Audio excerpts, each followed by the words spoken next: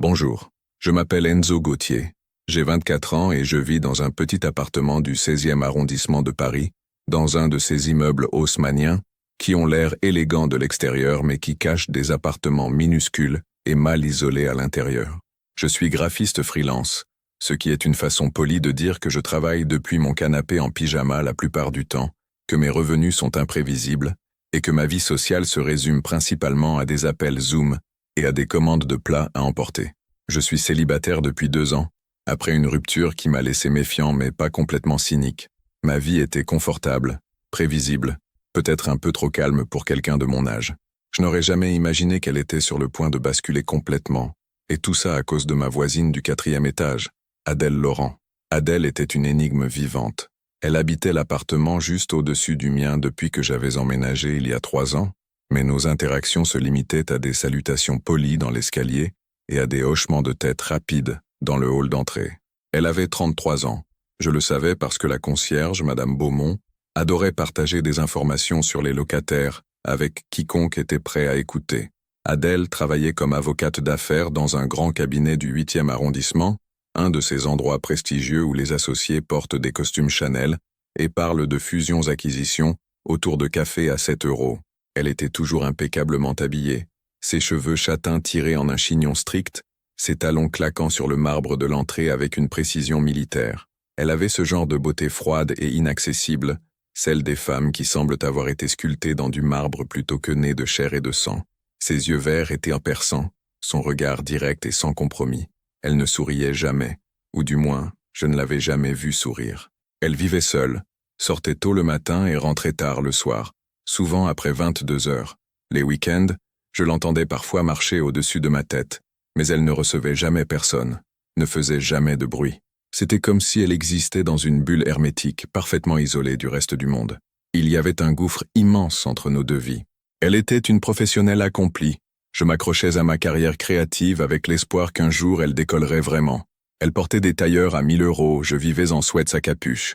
Elle représentait tout ce que j'avais toujours trouvé intimidant chez les Parisiens de la haute société, cette assurance glaciale, cette distance calculée.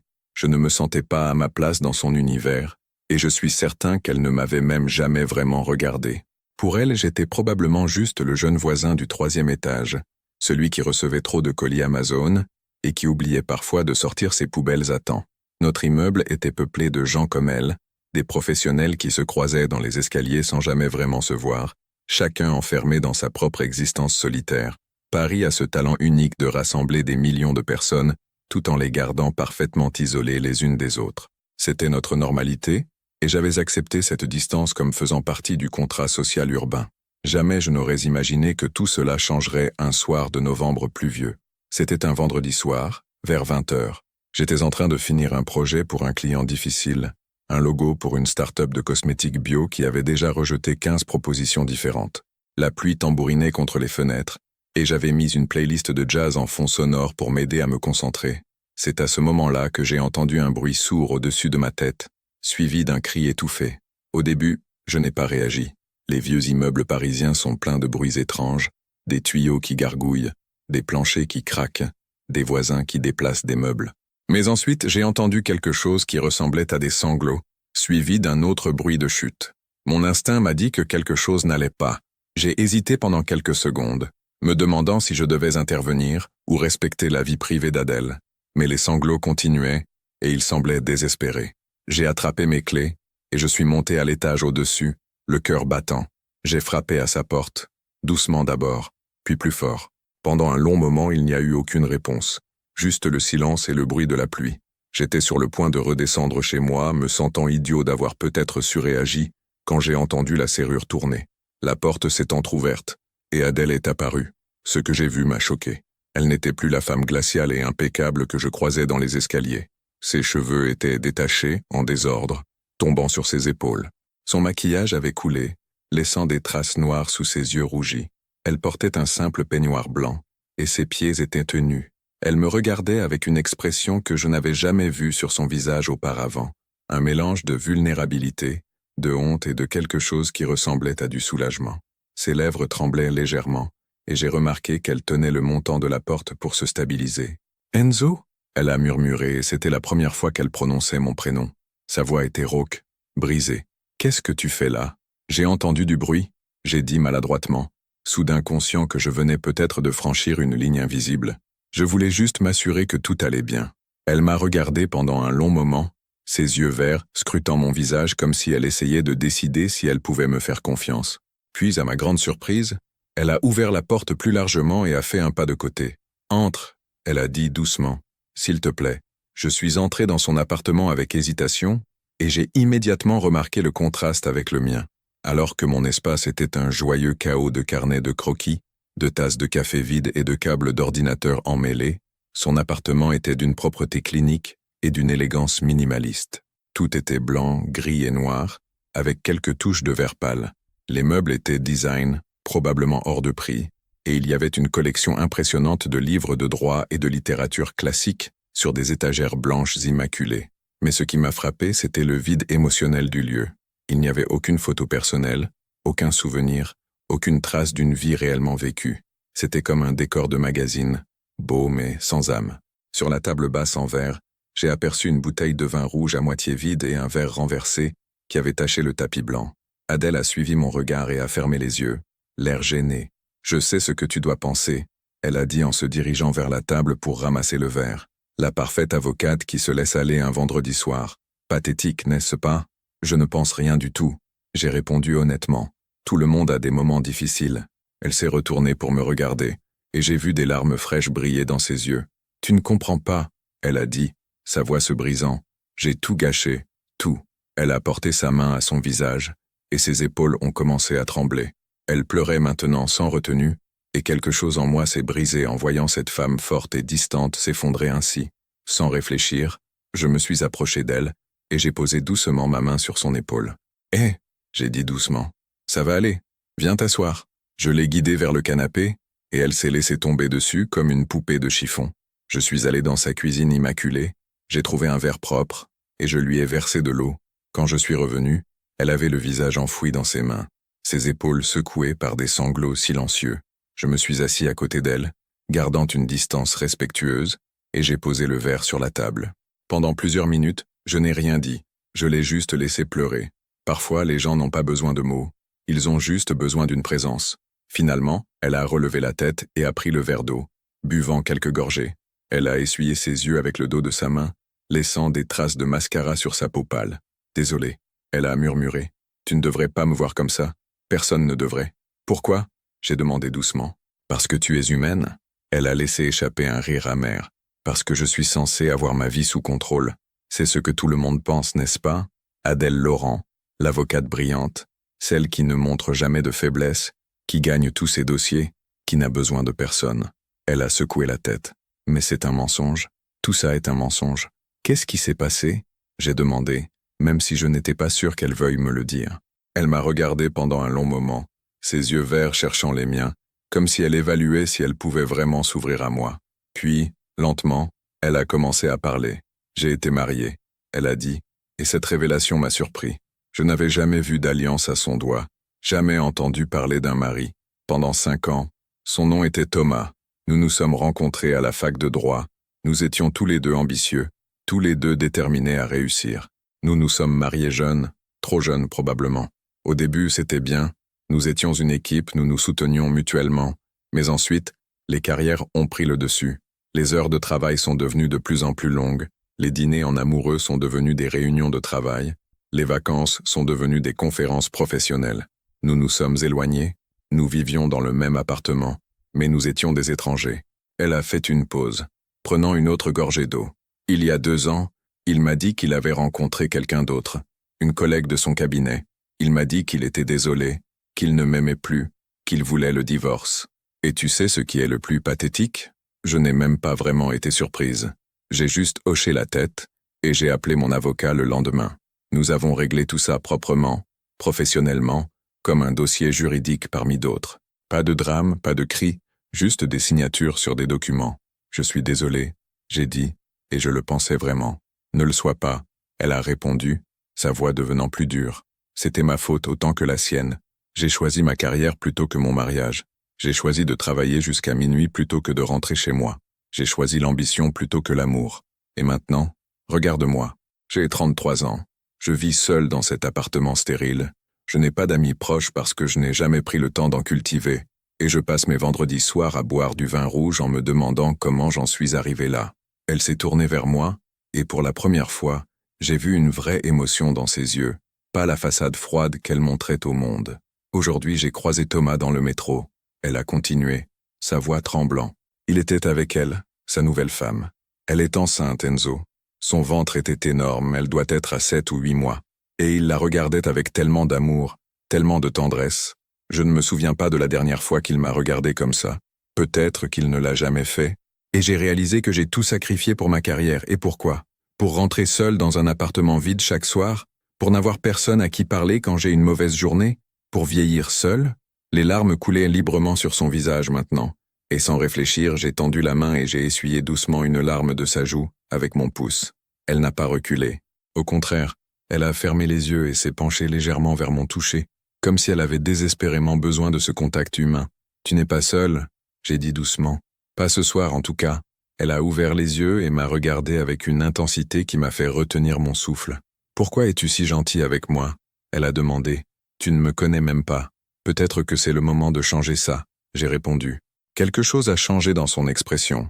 La vulnérabilité était toujours là, mais il y avait aussi autre chose, quelque chose que je ne pouvais pas tout à fait identifier. Elle s'est levée soudainement et s'est dirigée vers les grandes fenêtres qui donnaient sur la rue.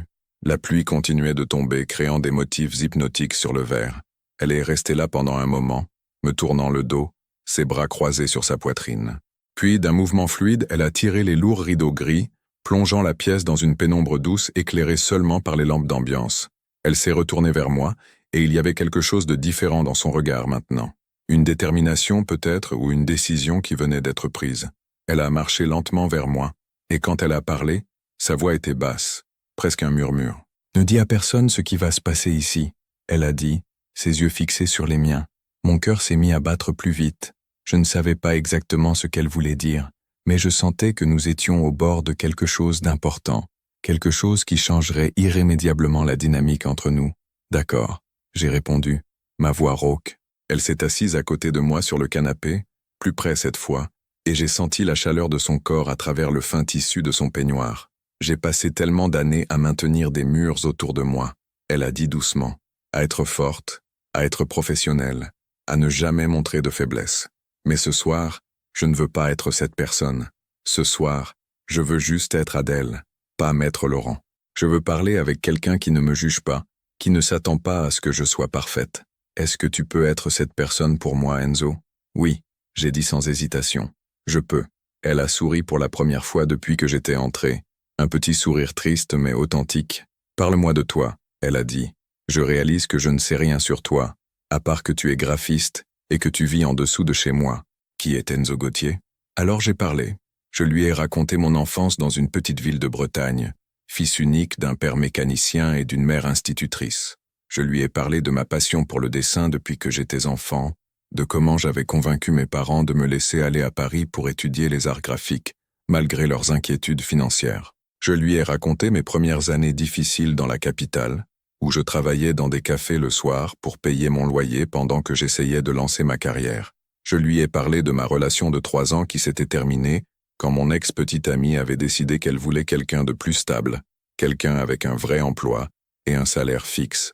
Je lui ai confié mes doutes sur mon choix de carrière, mes moments de panique où je me demandais si j'avais fait une énorme erreur en poursuivant un rêve créatif plutôt qu'une voie plus sûre.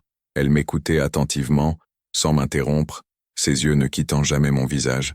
Et quand j'ai eu fini, elle a hoché la tête lentement. « Au moins, tu as poursuivi ta passion », elle a dit.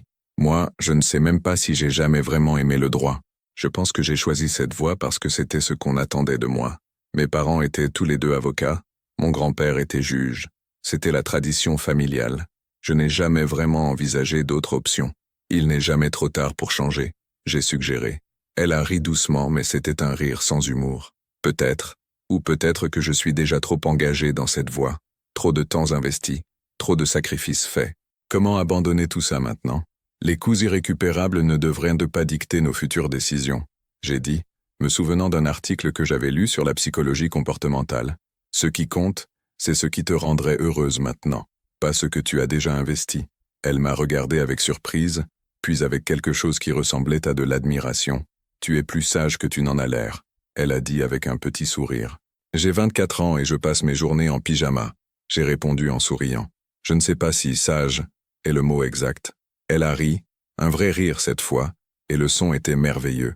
Ça illuminait son visage d'une façon que je n'avais jamais vue auparavant. Peut-être que c'est exactement ça, la sagesse, elle a dit, savoir ce qui compte vraiment. Nous avons continué à parler pendant des heures.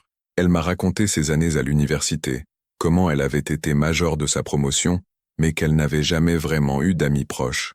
Elle m'a parlé de la pression constante d'être la meilleure, de ne jamais décevoir ses parents, de maintenir la réputation familiale. Elle m'a confié qu'elle avait toujours voulu voyager, voir le monde au-delà des salles de tribunal et des bureaux climatisés, mais qu'elle n'avait jamais pris le temps. Elle m'a dit qu'elle aimait la peinture impressionniste, mais qu'elle n'était pas allée dans un musée depuis des années. Elle m'a révélé qu'elle avait un jour rêvé d'écrire un roman, mais qu'elle avait abandonné cette idée comme étant frivole et impratique. À mesure qu'elle parlait, je voyais une autre Adèle émerger, une femme que les murs professionnels avaient cachée pendant des années.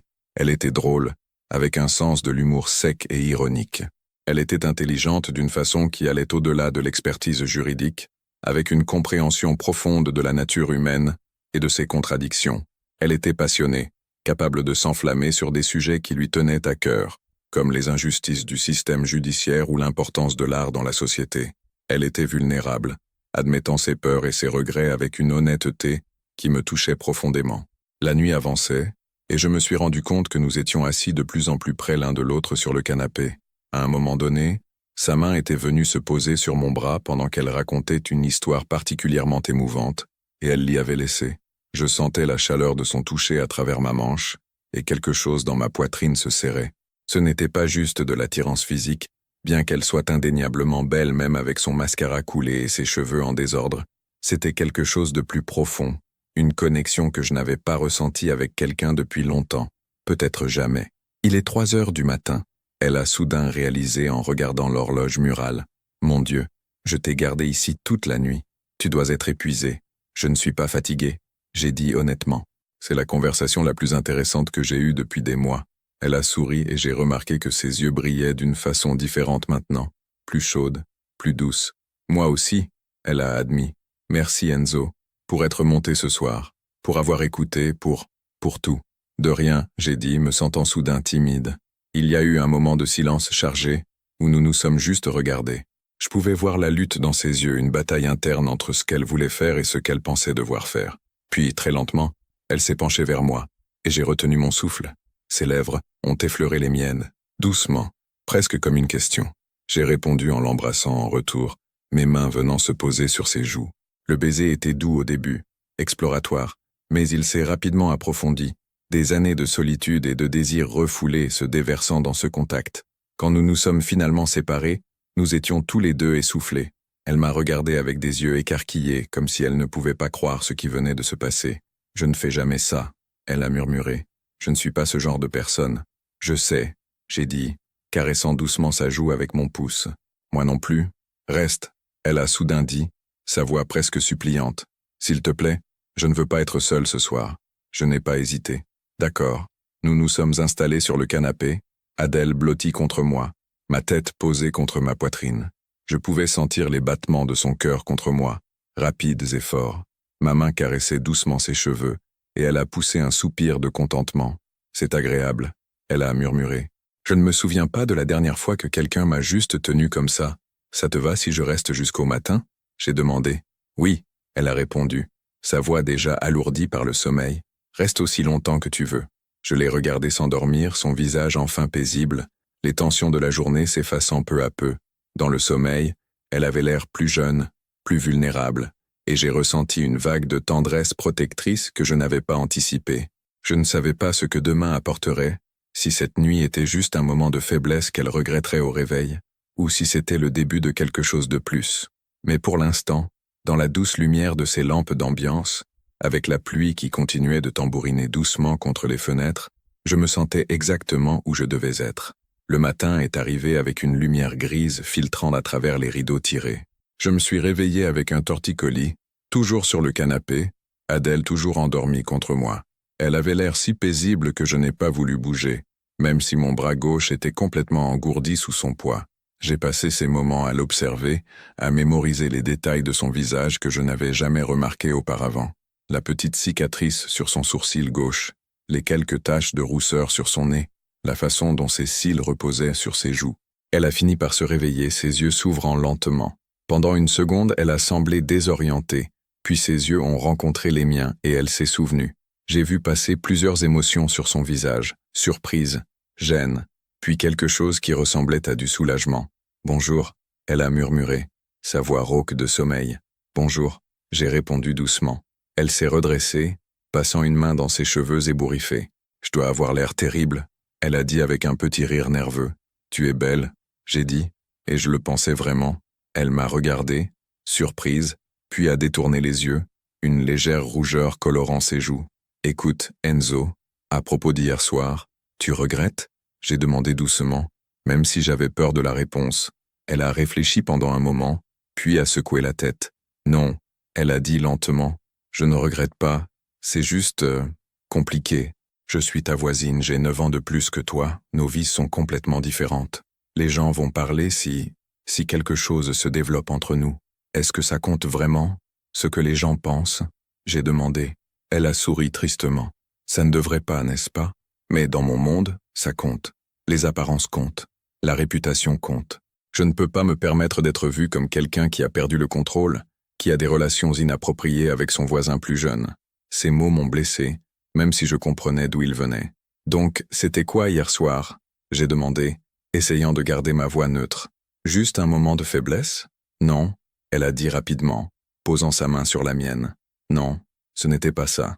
C'était réel. C'est juste que je ne sais pas comment gérer ça. Je ne sais pas comment concilier ce que je ressens avec la vie que j'ai construite. Peut-être que tu n'as pas à tout comprendre tout de suite, j'ai suggéré. Peut-être qu'on peut juste voir où ça nous mène. Pas de pression, pas d'attente. Juste nous deux apprenant à nous connaître. » Elle m'a regardé longuement, et j'ai vu quelque chose se détendre dans ses épaules. « Tu es vraiment mature pour ton âge, tu sais ça ?» elle a dit avec un petit sourire. « J'essaie », j'ai répondu en lui rendant son sourire. Elle s'est levée et s'est étirée, son peignoir s'ouvrant légèrement. « Je vais prendre une douche et me préparer. Tu veux du café? Je peux en faire. J'adorerais, » j'ai dit. Pendant qu'elle était dans la salle de bain, j'ai exploré un peu son appartement, fasciné par les indices de sa vie qu'elle gardait cachés. Sur son bureau impeccablement organisé, j'ai trouvé un carnet de croquis caché sous une pile de dossiers juridiques. Les pages étaient remplies de dessins au crayon, certains à peine ébauchés, d'autres plus détaillés. C'étaient des portraits, des paysages, des scènes de rue. Ils n'étaient pas techniquement parfaits, mais ils étaient remplis d'émotions et d'une observation aiguë. C'était une fenêtre sur l'âme d'Adèle, la partie d'elle qu'elle gardait enfermée. Quand elle est sortie de la salle de bain, enveloppée dans une serviette, ses cheveux mouillés tombant sur ses épaules, elle m'a trouvé en train de regarder ses dessins. J'ai vu la panique traverser son visage. « Tu fouilles dans mes affaires ?» elle a demandé, sa voix tendue. « Je suis désolé », j'ai dit immédiatement, reposant le carnet. Je ne voulais pas violer ta vie privée. Mais Adèle, ces dessins sont magnifiques. Tu as un vrai talent. Elle s'est approchée, serrant sa serviette autour d'elle, et a regardé le carnet comme si elle le voyait pour la première fois. Ce ne sont que des gribouillis, elle a dit, mais sa voix manquait de conviction. Je dessine parfois quand je suis stressé. Ça m'aide à me vider l'esprit. Ce sont bien plus que des gribouillis, j'ai insisté. Tu as un œil pour la composition, pour capturer l'essence d'un moment. Tu devrais vraiment cultiver ça. Elle m'a regardé avec une expression vulnérable. Tu penses vraiment ça? Tu ne dis pas juste ça pour être gentil? Je suis graphiste professionnel, j'ai dit. Je sais reconnaître le talent quand je le vois. Et tu l'as, Adèle. Pour la première fois depuis qu'elle était sortie de la salle de bain, elle a souri, un vrai sourire qui illuminait tout son visage. Merci, elle a murmuré. Personne ne sait même que je dessine. Ton secret est en sécurité avec moi, j'ai dit avec un clin d'œil.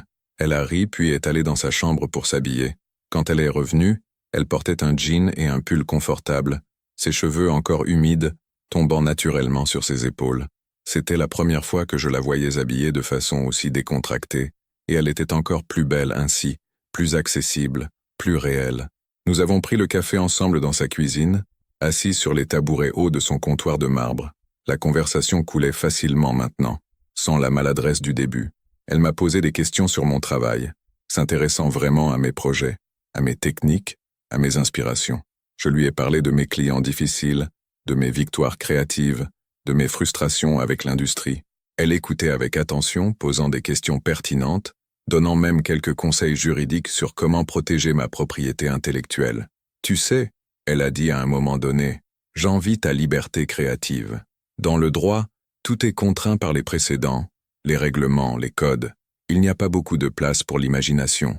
Mais tu crées aussi, j'ai souligné. Tu construis des arguments, tu tisses des récits, tu persuades. C'est une forme d'art. Elle a considéré ça, penchant la tête sur le côté. Je n'avais jamais pensé à ça comme ça. Elle a admis. Peut-être que tu as raison. Peut-être que j'ai juste oublié comment apprécier cet aspect de mon travail. Ou peut-être que tu as besoin de trouver un meilleur équilibre. J'ai suggéré. Entre l'ambition professionnelle et la vie personnelle. Entre la tête et le cœur. Elle m'a regardé avec intensité. Tu as l'air de penser que c'est simple. Elle a dit doucement. Je ne pense pas que ce soit simple du tout. J'ai répondu. Mais je pense que ça en vaut la peine d'essayer. Un long silence s'est installé entre nous, chargé de possibilités non exprimées. Finalement, elle a posé sa tasse et m'a regardé. Enzo, je veux essayer. Je veux voir où ça peut nous mener. Mais j'ai besoin que tu comprennes que ce ne sera pas facile. Je vais devoir être discrète, au moins au début. Je ne peux pas me permettre que mes collègues ou mes clients sachent que je suis impliqué avec quelqu'un, surtout quelqu'un de plus jeune que moi. Ces mots m'ont un peu blessé, mais j'ai compris d'où venait sa prudence. Je comprends, j'ai dit. On ira à ton rythme. Merci, elle a dit avec un soulagement visible. Ça compte beaucoup pour moi. Les semaines suivantes ont été étranges et merveilleuses à la fois. En public, dans l'immeuble ou dans le quartier, Adèle et moi maintenions notre façade de simples voisins. Nous nous croisions dans l'escalier avec des hochements de tête polis, nous échangions des banalités sur la météo dans le hall d'entrée.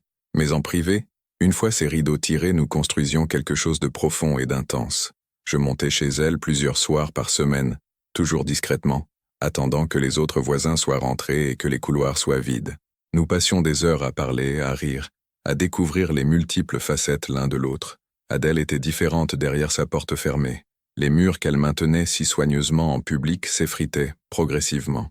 Elle me racontait ses journées au tribunal, ses victoires et ses défaites, ses doutes et ses triomphes. Elle me montrait ses dessins, me laissant la voir dans ses moments de vulnérabilité créative. Elle cuisinait pour moi, découvrant un plaisir simple qu'elle avait négligé pendant des années.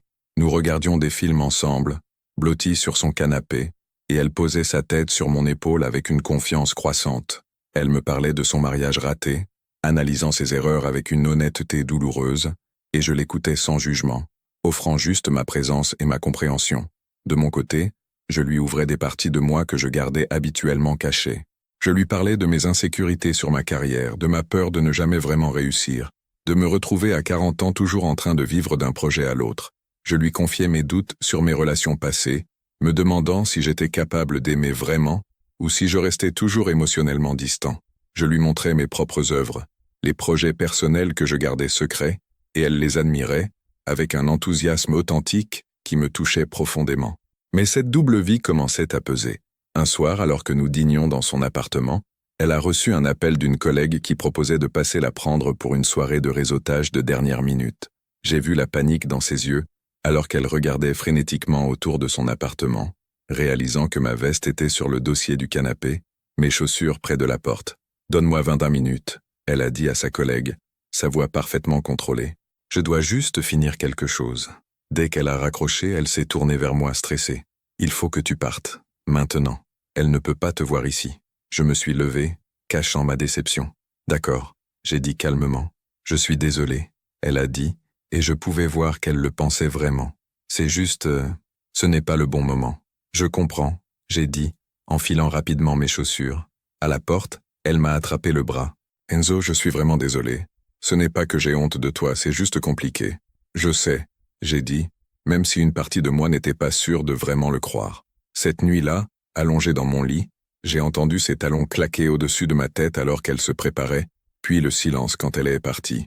Je me suis senti utilisé, caché, comme un secret honteux plutôt qu'une personne importante dans sa vie. J'ai commencé à me demander si j'avais fait une erreur, si je m'étais laissé entraîner dans quelque chose qui ne pourrait jamais vraiment fonctionner. Les jours suivants ont été tendus. Adèle a essayé de me contacter plusieurs fois, mais j'ai été distant, répondant à ses messages par des phrases courtes et polies. Je n'étais pas sûr de ce que je voulais, si je devais continuer cette relation secrète, ou mettre fin à tout ça, avant de me blesser davantage. Finalement, un soir, elle a frappé à ma porte.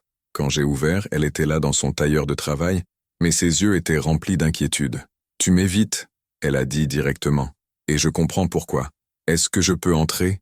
On doit parler. » J'ai hésité, puis j'ai ouvert la porte plus largement. Elle est entrée dans mon appartement pour la première fois, regardant autour d'elle avec curiosité. Mon espace était le contraire absolu du sien, encombré de créations artistiques, de livres empilés, de plantes en pot, de photos de famille sur les murs. C'était chaotique mais vivant, personnel d'une façon que son appartement n'était pas. « C'est chaleureux », elle a dit avec un petit sourire. « Ça te ressemble. Assieds-toi », j'ai dit, lui indiquant mon canapé fatigué. Elle s'est assise, et j'ai remarqué qu'elle avait l'air épuisée. « Je sais que je t'ai blessé l'autre soir », elle a commencé, « et je suis vraiment désolé. Tu as raison d'être en colère. » « Je ne suis pas en colère », j'ai dit, m'asseyant à côté d'elle. « Je suis juste fatigué de me sentir comme un secret. Je comprends tes raisons, vraiment, mais ça me fait me demander si je compte vraiment pour toi, ou si je suis juste une distraction pratique. » Elle a fermé les yeux, et j'ai vu une larme couler sur sa joue. « Tu comptes », elle a dit, sa voix se brisant. « Tu comptes plus que je ne l'avais imaginé possible, et c'est précisément pour ça que j'ai peur. J'ai peur de tout gâcher. J'ai peur que si les gens découvrent notre relation, ils vont la salir avec leur jugement et leur commérage. J'ai peur que la pression externe détruise ce que nous avons construit. Ou peut-être, j'ai dit doucement, que garder tout ça secret est ce qui va nous détruire. Les secrets ont un coût, Adèle. Ils créent de la distance, du ressentiment. Tôt ou tard, on va devoir décider si ce qu'on a vaut la peine d'être défendu publiquement. » Elle a ouvert les yeux et m'a regardé. « Tu as raison. » Elle a admis. « Tu as complètement raison. J'ai juste besoin de temps pour trouver le courage. » « Combien de temps ? » j'ai demandé, même si je n'étais pas sûr de vouloir connaître la réponse. « Je ne sais pas, » elle a dit honnêtement. « Mais je te promets que je travaille là-dessus. Je te promets que je ne veux pas te cacher indéfiniment. » J'ai pris sa main entrelaçant mes doigts avec les siens. « D'accord, » j'ai dit. « Mais j'ai besoin que tu comprennes quelque chose. Je ne suis pas juste un divertissement pour toi. J'ai des sentiments réels. Je me soucie vraiment de toi, Adèle. Et si tu ne peux pas finalement assumer ça, je dois le savoir maintenant, avant que je tombe encore plus amoureux de toi. » Elle a écarquillé les yeux à mes mots, puis elle s'est penchée vers moi et m'a embrassé avec une intensité désespérée. « Je me soucie de toi aussi. » Elle a murmuré contre mes lèvres. « Plus que je ne devrais, peut-être. Plus que ce qui est prudent. » Cette nuit-là, elle est restée chez moi pour la première fois. Nous nous sommes endormis enlacés dans mon lit étroit, et quand je me suis réveillé au milieu de la nuit, je l'ai trouvée regardant les photos de famille sur mon mur, celles que j'avais prises lors de ma dernière visite en Bretagne. « Ta famille a l'air heureuse », elle a dit doucement quand elle a remarqué que j'étais réveillé. « Ils le sont, dans l'ensemble », j'ai répondu. « Ils ont leurs problèmes, mais ils sont proches. J'envie ça », elle a admis. Ma famille qui était toujours si axée sur les réalisations, sur les apparences, l'affection n'était jamais vraiment exprimée. « Ce n'est pas trop tard pour créer ta propre définition de la famille », j'ai dit, « avec les gens que tu choisis. » Elle est revenue se blottir contre moi. « Tu es sage, tu sais », elle a murmuré. « Ou peut-être juste optimiste ?» J'ai répondu avec un sourire. Les semaines sont devenues des mois, et notre relation a continué à se développer dans les ombres. Nous avons trouvé notre propre rythme, nos propres rituels. Le dimanche matin, elle descendait chez moi avec des croissants frais de la boulangerie de la rue, et nous prenions le petit déjeuner ensemble en lisant le journal. Le mercredi soir, je montais chez elle et nous cuisinions ensemble, essayant de nouvelles recettes, riant de nos échecs culinaires. Le vendredi, après ces longues semaines de travail, je lui massais les épaules, pendant qu'elle me racontait ses affaires en cours. Elle a commencé à dessiner plus souvent, remplissant carnet après carnet de ses observations du monde, et je lui donnais des conseils techniques, l'encourageant à explorer différents médiums. Nous avons aussi commencé à sortir ensemble, mais toujours dans des endroits loin du 16e arrondissement, des quartiers où elle ne risquait pas de croiser des collègues ou des clients. Nous avons exploré les petites rues de Belleville, dîné dans des restaurants éthiopiens de la Goutte d'Or, visité des galeries d'art alternatives à Ménilmontant. C'était comme si nous avions notre propre Paris secret, un monde parallèle où nous pouvions être simplement Enzo et Adèle, sans les contraintes de nos vies normales. Mais l'inévitable est arrivé un samedi après-midi de printemps. Nous marchions main dans la main le long du canal Saint-Martin, profitant du soleil et de la foule de jeunes Parisiens qui pique-niquaient sur les berges.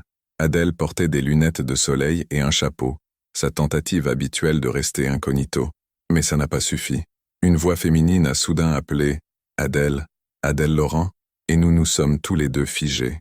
Nous nous sommes retournés pour trouver une femme élégante d'environ l'âge d'Adèle, accompagnée d'un homme en costume décontracté. J'ai vu Adèle pâlir sous son bronzage naissant. « Sophie », elle a dit, sa voix tendue. Quelle surprise! Sophie était une associée de son cabinet. J'ai compris rapidement.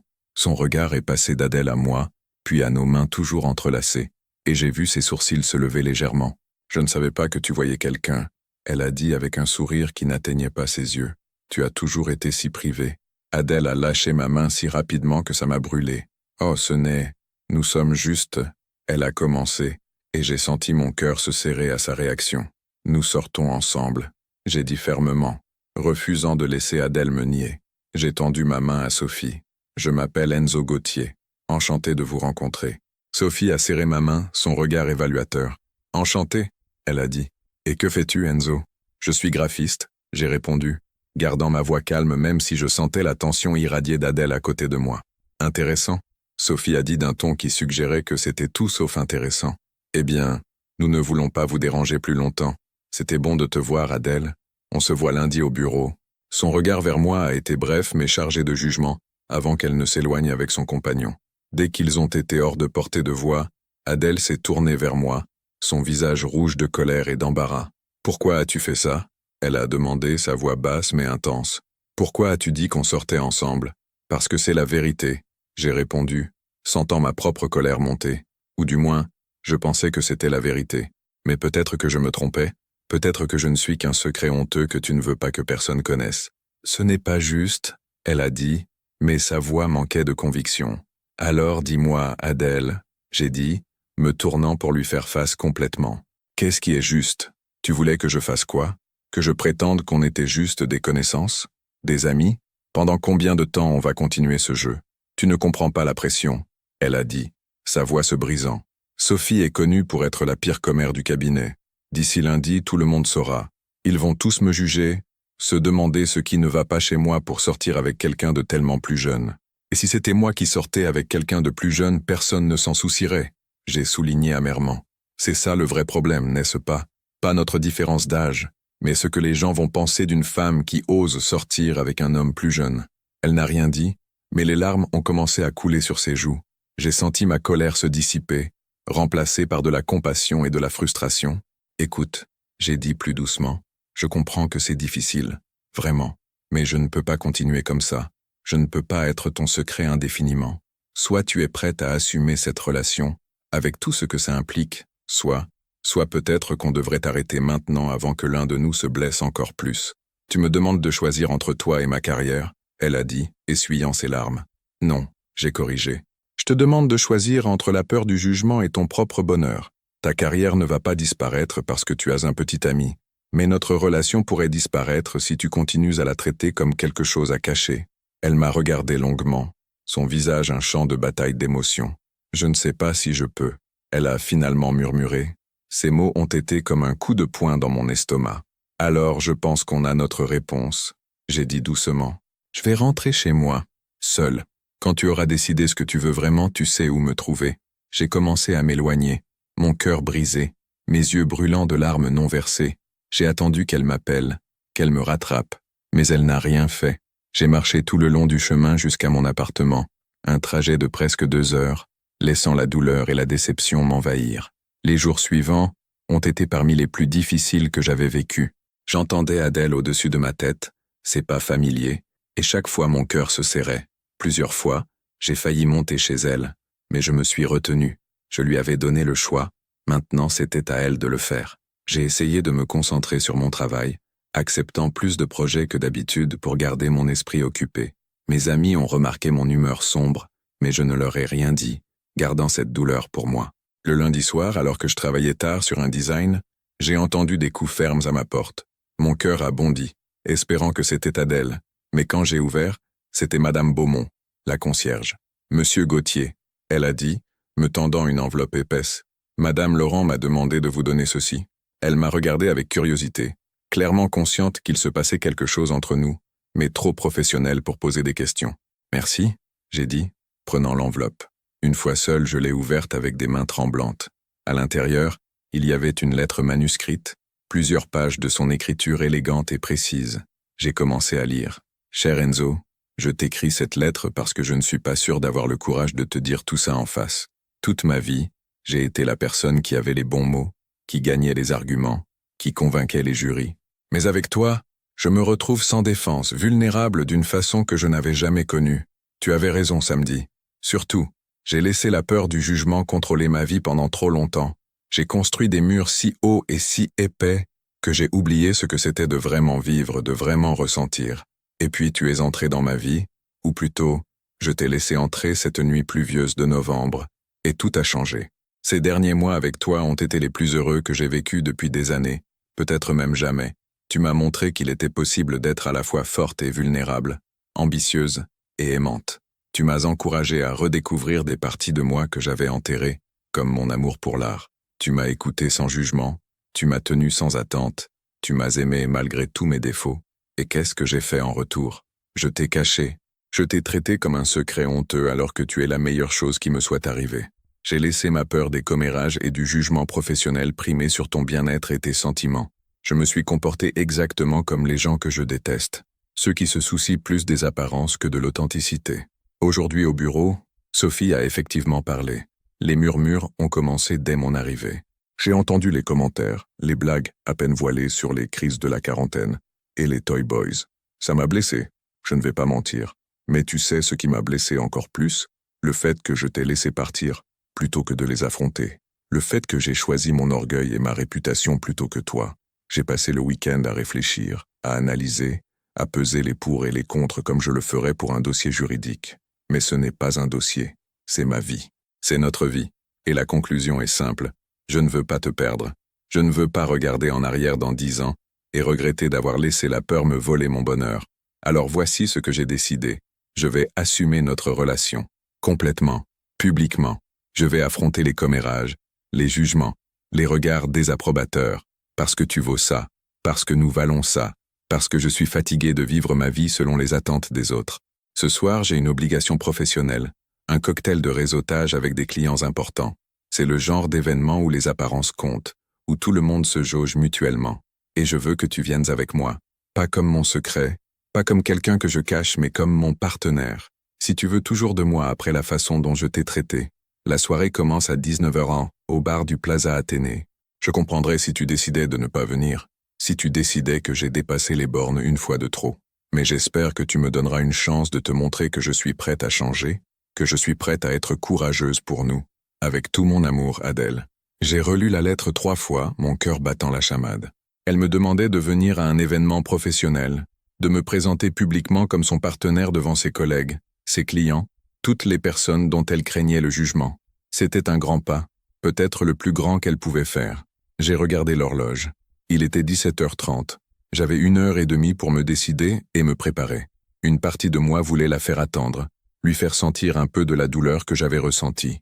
Mais une plus grande partie de moi reconnaissait le courage qu'il lui avait fallu pour écrire cette lettre, pour prendre cette décision. Elle me tendait la main, me demandant de la rejoindre dans la lumière plutôt que dans l'ombre. J'ai foncé dans ma douche, me suis rasé et j'ai fouillé dans mon placard pour trouver mon seul costume, celui que je gardais pour les rares rencontres avec des clients importants. Il était un peu froissé mais présentable. Je me suis regardé dans le miroir en nouant ma cravate, me demandant si j'allais être à la hauteur dans un lieu aussi prestigieux que le Plaza Athénée, entouré d'avocats en costume d'à 1000 € et de clients fortunés. Mais ensuite, je me suis souvenu des mots d'Adèle dans sa lettre. Elle ne voulait pas que je sois quelqu'un d'autre, elle me voulait moi, Enzo le graphiste, avec mon appartement en désordre et mes sweats à capuche. J'ai pris le métro jusqu'à l'avenue Montaigne, mon cœur battant de plus en plus fort à mesure que je me rapprochais. Le Plaza Athénée était exactement aussi intimidant que je l'avais imaginé, tout en marbre, dorures et lustres de cristal. Des portiers en uniforme gardaient à l'entrée, et à travers les grandes fenêtres, je pouvais voir la foule élégante du cocktail. J'ai failli faire demi-tour plusieurs fois, mais je me suis forcé à continuer à avancer. À l'intérieur, le bar était rempli de gens magnifiquement habillés, tenant des coupes de champagne et engageant des conversations polies. Je me suis senti immédiatement déplacé, trop jeune, trop peu sophistiqué. Mes yeux ont cherché Adèle dans la foule, et finalement je l'ai aperçue près du bar, parlant avec un groupe de personnes. Elle portait une robe noire élégante, ses cheveux remontés en un chignon sophistiqué, et elle était absolument magnifique. Mais je pouvais voir la tension dans ses épaules, la façon dont ses yeux scannaient constamment la pièce. Elle me cherchait, nos regards se sont croisés, et j'ai vu son visage entier s'illuminer. Elle s'est excusée auprès de son groupe, et a marché vers moi, et à ce moment-là, rien d'autre n'existait. Quand elle a atteint ma position, elle n'a pas hésité. Elle a pris mon visage entre ses mains, et m'a embrassé, là, au milieu de la salle bondée, devant tous ses collègues et clients. C'était un baiser doux mais décidé, une déclaration publique qui ne laissait aucun doute sur la nature de notre relation. Quand nous nous sommes séparés, je pouvais voir les regards curieux autour de nous, entendre les murmures, mais Adèle ne semblait plus s'en soucier. Elle avait les yeux brillants, un sourire radieux sur son visage. « Tu es venu ?»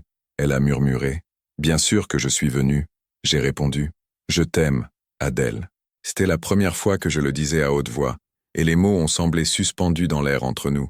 Ses yeux se sont remplis de larmes, mais c'étaient des larmes de joie. « Je t'aime aussi », elle a dit, sa voix tremblant d'émotion. « Je suis désolé d'avoir mis si longtemps à le réaliser, à l'accepter. Tu es là maintenant, » j'ai dit. « C'est tout ce qui compte. » Elle a pris ma main et m'a guidé vers le groupe avec lequel elle parlait plus tôt. « Je voudrais vous présenter quelqu'un, » elle a dit avec assurance. « Voici Enzo Gauthier, mon partenaire. Enzo est un graphiste talentueux et un homme merveilleux. » Elle m'a regardé avec tant de fierté et d'amour que j'ai senti ma poitrine se gonfler. Les réactions ont été variées. Certaines personnes ont été poliment curieuses, posant des questions sur mon travail avec un intérêt apparent. D'autres ont été clairement sceptiques, leurs yeux passant d'Adèle à moi avec une désapprobation à peine cachée. Sophie était là, bien sûr, avec son sourire condescendant. « Comme c'est moderne », elle a dit, et le mot était chargé de jugement. Mais Adèle n'a pas bronché. « Oui », elle a répondu calmement. « Je suppose que ça l'est, mais le bonheur ne devrait pas être limité par les conventions sociales dépassées. Tu ne penses pas, Sophie ?» La soirée a continué, et graduellement, j'ai commencé à me détendre. Adèle ne m'a pas quitté d'une semelle, me présentant à tout le monde, incluant mes opinions dans les conversations, me traitant comme un égal plutôt que comme un accessoire embarrassant. J'ai parlé de design graphique avec un directeur marketing fasciné, j'ai discuté des tendances artistiques contemporaines avec une cliente qui collectionnait des œuvres d'art. J'ai même fait rire un associé senior avec une anecdote sur un client difficile. Je n'étais peut-être pas un avocat en costume Armani, mais j'avais ma propre valeur, mes propres compétences, et Adèle s'assurait que tout le monde le sache. À un moment donné, nous nous sommes retrouvés seuls sur la terrasse, regardant les lumières scintillantes de Paris. « Comment tu te sens ?» j'ai demandé, passant mon bras autour de sa taille. « Libérée », elle a répondu immédiatement. Terrifiée, mais libérée. Je ne me suis jamais sentie aussi vivante. Elle s'est tournée vers moi, ses yeux verts brillants dans la lumière tamisée. « Merci de ne pas avoir abandonné. Merci de m'avoir forcée à être courageuse. »« Ah, tu l'as toujours été, » j'ai dit. « Tu avais juste peur des mauvaises choses. » Elle a ri doucement. « Toujours si sage, » elle a dit, m'embrassant tendrement. Nous sommes rentrés ensemble cette nuit-là, main dans la main, sans nous cacher. Quand nous sommes arrivés à notre immeuble, nous avons croisé Madame Beaumont qui fermait sa loge. Elle nous a regardés, a vu nos mains entrelacées, et a souri chaleureusement. « Bonne soirée, Monsieur Gauthier, Madame Laurent », elle a dit, et il y avait une approbation dans sa voix qui nous a fait sourire tous les deux. Dans l'ascenseur, Adèle m'a regardé. « Mon appartement ou le tien ?» elle a demandé. « Le tien ?» j'ai répondu. « J'aime ton espace, mais peut-être qu'on pourrait y ajouter un peu de vie, des photos, des couleurs, des souvenirs. J'aimerais ça, » elle a dit. « J'aimerais que tu y ajoutes ta touche. » Les mois suivants ont été une période de transformation pour nous deux. Adèle a commencé à établir de meilleures limites au travail, refusant de prendre des dossiers qui auraient signifié des semaines sans temps libre. Elle s'est inscrite à un cours de peinture le samedi matin, cultivant finalement son talent artistique. Nous avons décoré son appartement ensemble, ajoutant de la couleur et de la personnalité à l'espace autrefois stérile. Des photos de nous deux ont commencé à apparaître sur ses étagères, des souvenirs de nos aventures parisiennes et de nos escapades de week-end en Normandie ou en Provence. Le cabinet d'avocats a fini par accepter notre relation, en partie parce qu'Adèle a continué à exceller professionnellement, prouvant que l'amour et l'ambition n'étaient pas mutuellement exclusifs. Certains collègues sont même devenus amis, admettant en privé qu'ils enviaient le courage d'Adèle de choisir le bonheur plutôt que les apparences. Sophie est restée distante, mais son pouvoir de nous affecter avait disparu. J'ai commencé à obtenir des contrats plus importants, en partie grâce aux connexions d'Adèle, mais surtout grâce à mon portfolio en constante amélioration. Nous avons même collaboré sur quelques projets, moi créant les visuels pour ses présentations clients, elle me conseillant sur les aspects juridiques de mes contrats. Nous formions une équipe, chacun apportant ses forces, se soutenant mutuellement à travers les défis. 1 an après cette première nuit de novembre, nous avons organisé un dîner dans notre appartement, celui d'Adèle, qui était devenu le nôtre quand j'avais officiellement emménagé avec elle. Nous avions invité mes parents venus de Bretagne, rencontrant Adèle pour la première fois. J'avais été nerveux à l'idée de cette rencontre, me demandant ce qu'ils penseraient de ma partenaire plus âgée et sophistiquée.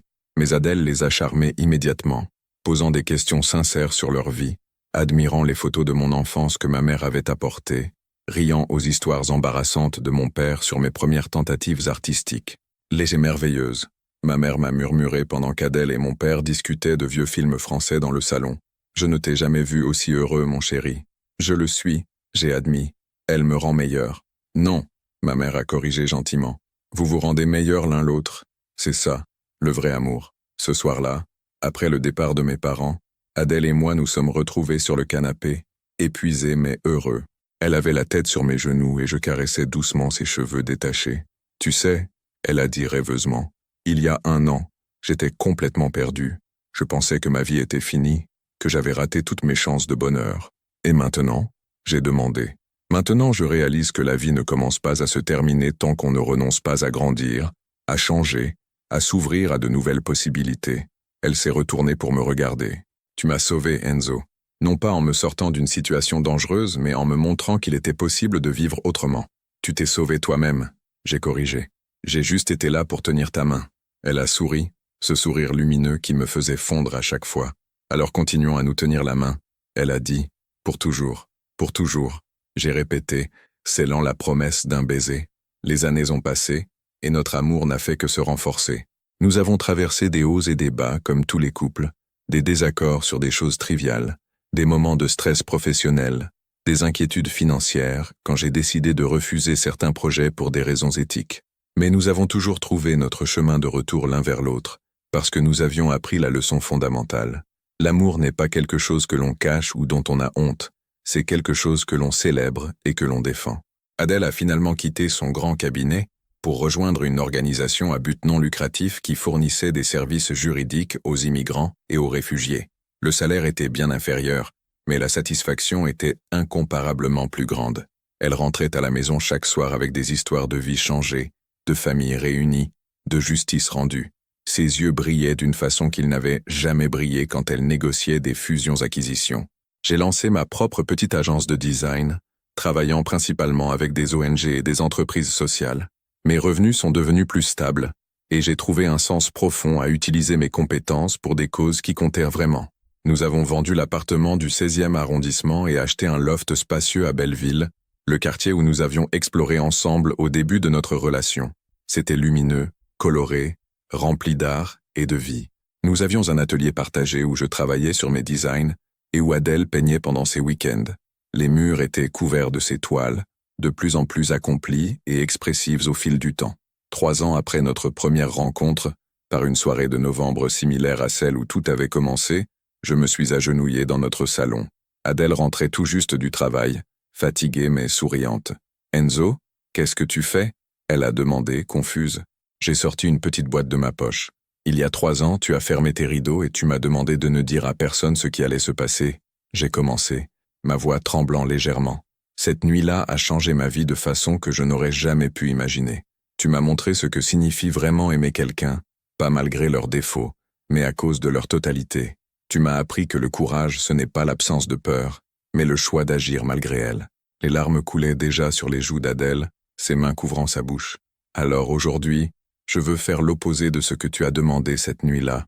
Je veux crier au monde entier ce qui se passe ici. Je veux que tout le monde sache que je t'aime, que tu es la personne la plus extraordinaire que j'ai jamais rencontrée, que je veux passer le reste de ma vie à tes côtés. J'ai ouvert la boîte, révélant une bague simple mais élégante. « Adèle Laurent, veux-tu m'épouser ?»« Oui, » elle a dit sans une seconde d'hésitation, tombant à genoux devant moi, nous mettant au même niveau comme nous l'avions toujours été malgré nos différences apparentes. « Oui, 1000 fois, oui. Nous nous sommes embrassés, riant et pleurant à la fois.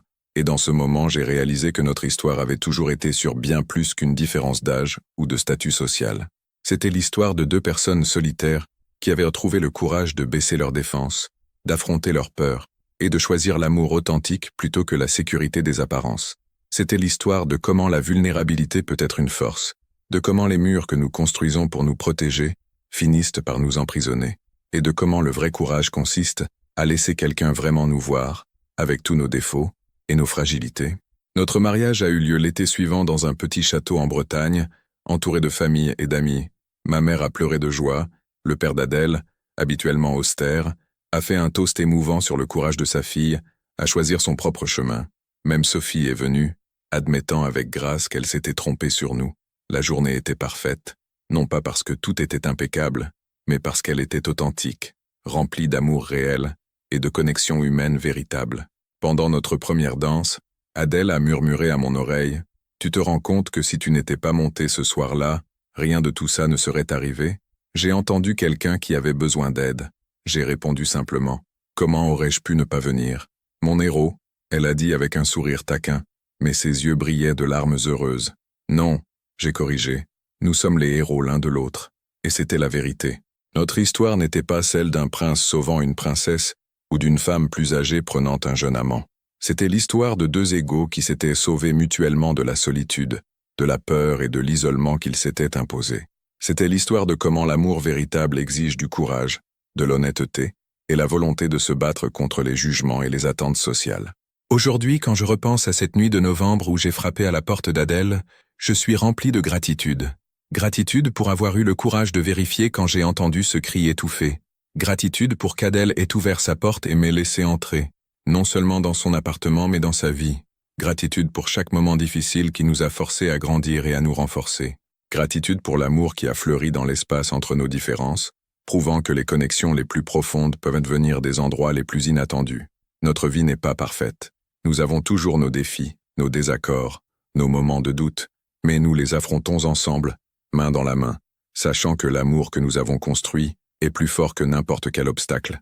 Et chaque soir, quand nous rentrons dans notre loft de Belleville, quand nous tirons nos rideaux non pas pour cacher un secret mais pour créer notre intimité, quand nous nous blottissons ensemble sur notre canapé usé, je me rappelle que le vrai courage n'est pas de vivre sans peur, mais de choisir l'amour malgré elle. Adèle avait fermé ses rideaux cette nuit-là et m'avait dit de ne rien dire à personne. Mais finalement, nous avons ouvert ces rideaux, nous avons ouvert nos cœurs, et nous avons montré au monde que l'amour authentique, celui qui naît de la vulnérabilité et s'épanouit dans l'acceptation, est toujours digne d'être célébré, jamais caché, et c'est la plus belle leçon que nous ayons jamais apprise.